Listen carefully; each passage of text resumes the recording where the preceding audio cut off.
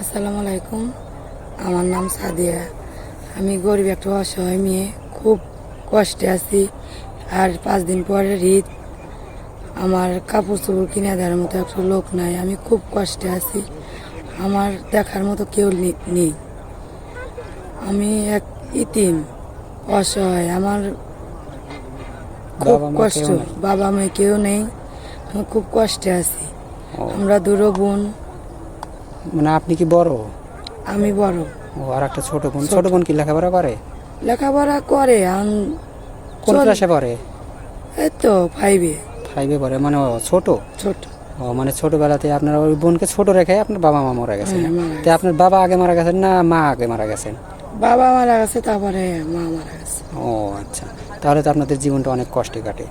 ঠিক বুঝতে পারছি যে সামনে ঈদ, আর হলো এই ঈদের ভিতরে একটা কাপড় কিনে দেওয়ার মতো কোনো মানুষ নেই। না, মানে আপনি এখন বর্তমানে আছেন একটা দাদির কাছে আশ্রয় আছেন। দাদির কাছে। ও আচ্ছা, তো আপনার দাদি কি বয়স্ক? বয়স্ক। ও, আপনি কি করেন?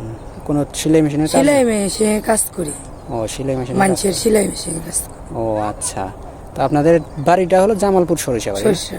ও আচ্ছা, ঠিক আছে।